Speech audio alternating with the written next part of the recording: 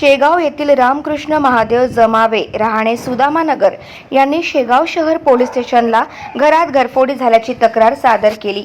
घरात घुसून जिओ कंपनीचा असे 2 मोबाईल आणि किराणा दुकानाचे गल्ल्यातील 500 रुपये चोरून नेल्याची माहिती ठाणेदार हेमंत ठाकरे यांना दिली असता त्यांचे मार्गदर्शन आणि सूचनेप्रमाणे पोलीस स्टेशनचे नाईट ड्युटीला असलेले पोलीस कॉन्स्टेबल जितेंद्र झाडोकार आणि पोलीस कॉन्स्टेबल किशोर साबे यांनी फिर्यादीचे घर परिसरात पेट्रोलिंग करून एक संशयित इसमास ताब्यात घेतले।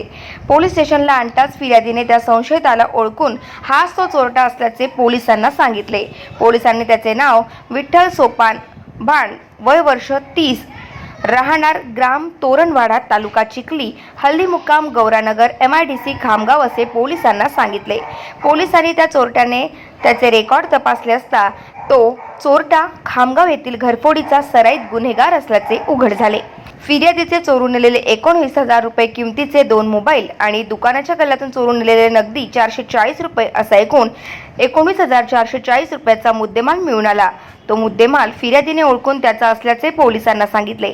पोलिसांनी तो मुद्देमाल पुराव्याकमी जप्त केला आणि फिर्यादीचे रिपोर्टवरून नमूद आरोपीवर अपराध क्रमांक 318/2024 कलम 457 380 भांडवी प्रमाणे गुन्हा दाखल करण्यात आलेला आहे। सदर गुन्ह्याचा पुढील तपास police head constable Ganesh Wakekar हे करीत असून आरोपीला त्याचा तपास सुरू आहे। गाव माझा न्यूजकरिता राजेंद्र ससाणे, शेगाव, बुलढाणा।